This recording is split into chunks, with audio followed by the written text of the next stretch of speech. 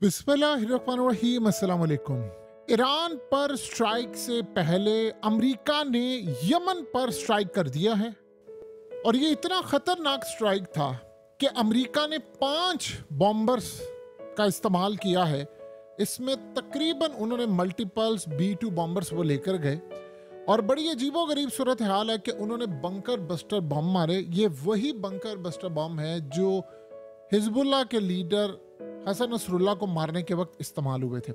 अब अमेरिका ने किया क्या है कि वहां पर गए और जाकर कहा कि हमने इनके डिपोस को तबाह कर दिया है, जहां पर स्टोरेज फैसिलिटीज थी, असला, चीजें, हथियार ये पड़ा हुआ था, वो हमने तबाह कर दी। और इस सारी सूरत हाल में उन्होंने बड़ा क्लियर पैगाम दिया है ईरान को। असल में ये हमला जो था वो यमन पर था। पैगाम उन्होंने दिया है ईरान को। ईरान को पैगाम ये दिया है कि इजराइल करने जा रहा है तुम पर स्ट्राइक।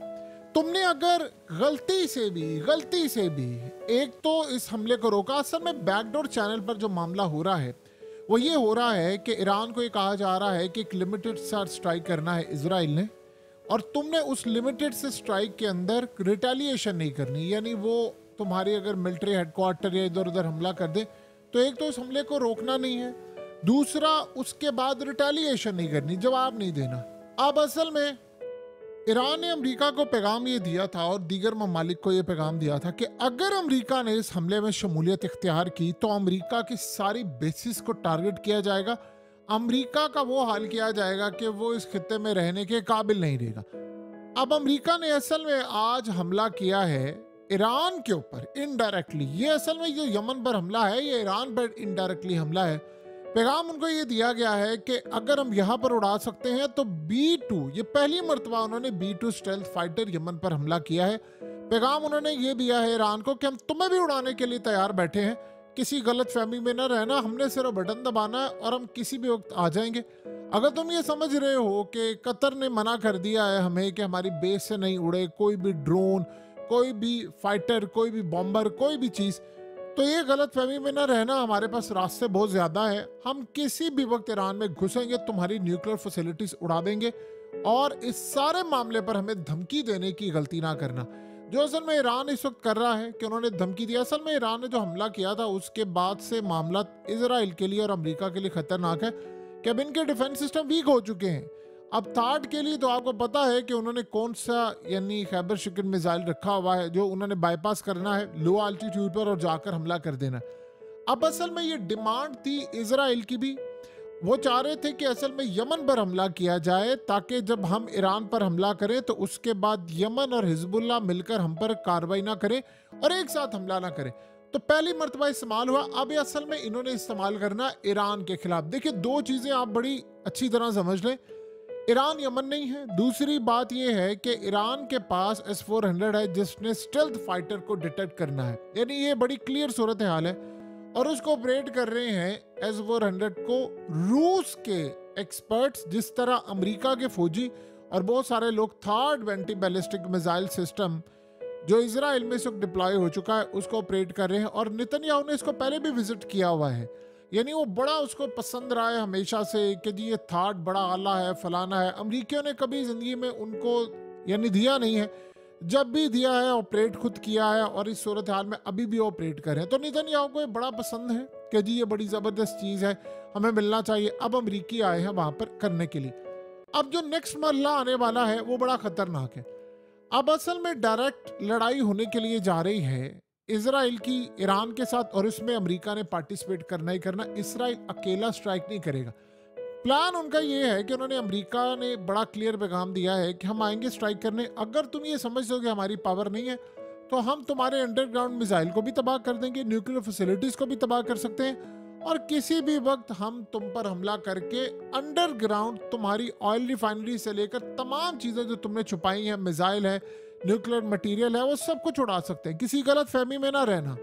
देखिए, B-2 stealth bomber basically long range है और यमन के ऊपर हमला करना, यमन के पास वो डिफेंस सिस्टम नहीं है जो ईरान के पास है। ईरान ने बड़ा क्लियर पैगाम दे दिया है कि जब हमला होगा तो फिर जो हमारा जवाब होगा उसके बाद अमेरिका यहाँ पर ठहर नहीं सकेगा। जाहिर सी बात है, अगर अमेरिका इस सारे खेल में मदद करेगा तो दो काम तो हो जाएंगे कि अमेरिका को मिडिल ईस्ट से फिर निकलना पड़ेगा, ज़्यादा देर वहाँ टिकेगा नहीं, और उसके बाद जो अमेरिका पर हमले होंगे उसकी बेसिस पर हमले होंगे बड़े खतरनाक होंगे। ये कासिम सुलेमानी वाला दौर नहीं है कि जब ईरान के पास लिमिटेड स्ट्राइक की कैपेबिलिटीज थी। इस बात को भी आज देखें, तकरीबन 5 साल हो चुके हैं। 5 साल पहले वाला ईरान और आज के ईरान में जमीन आसमान का फर्क है। तो अब ईरान ने टारगेट लॉक किया है। उन्होंने अमेरिका को बड़ा क्लियर पैगाम दे दिया है कि हम यमन नहीं है, यमन के ऊपर आपने हमला किया और फलाना किया, हमारे ऊपर हमला करेंगे तो फिर हम भरपूर जवाब देंगे, अगर जवाब आपको समझ आती है। ये असल में जो जवाब था, ये निवातम बेस का जवाब था जो इन्होंने F-35 वहां पर हमला किया, वहां पर उड़ाए हैं। ये असल में उसका जवाब था और इस बात का इनको शदीद गुस्सा है कि अमेरिका के F-35 को जो नुकसान पहुंचा है वो बड़ा खतरनाक है।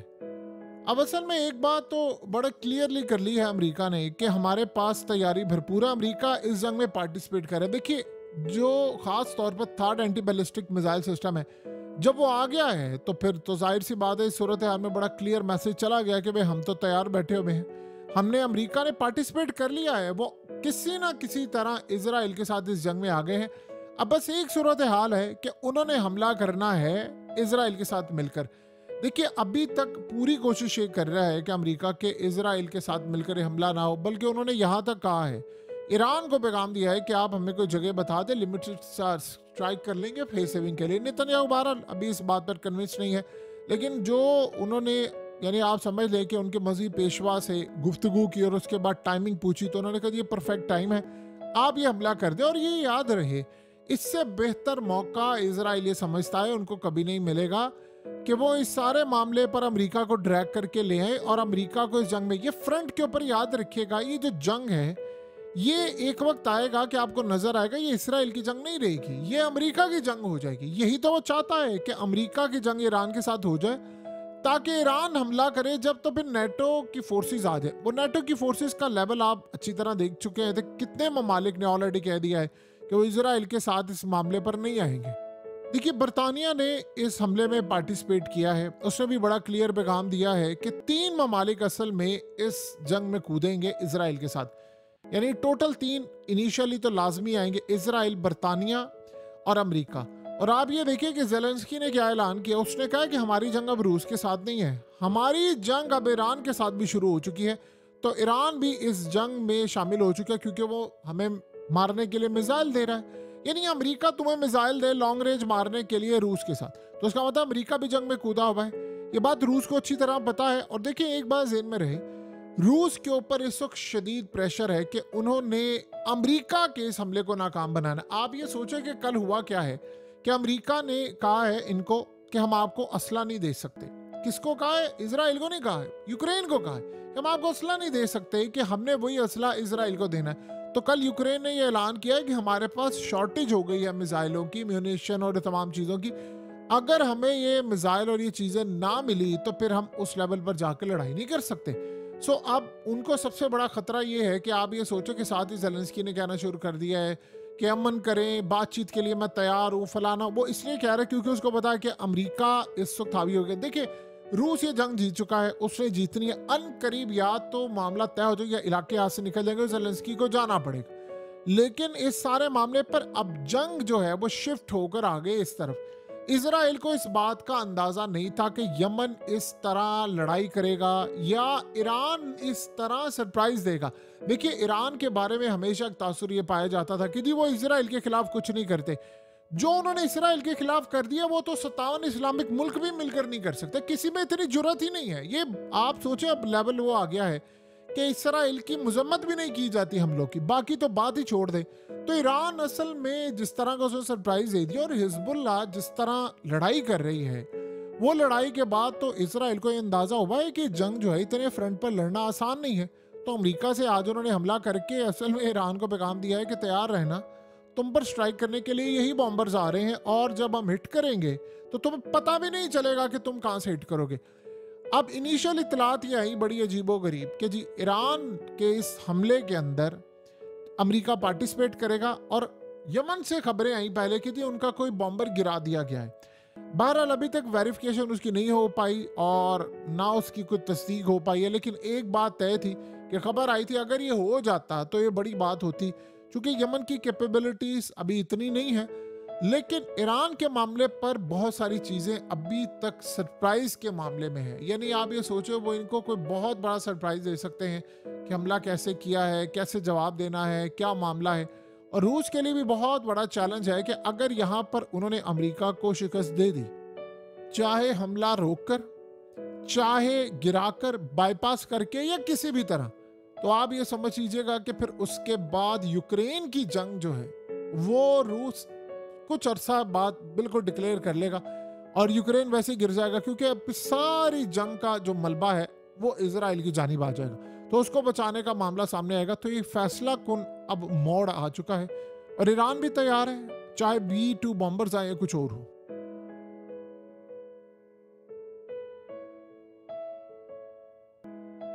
हकीकत टीवी को सब्सक्राइब करना मत भूलें, वीडियो को लाइक करें, शेयर करें और कमेंट सेक्शन में अपनी राय का इजहार जरूर करें।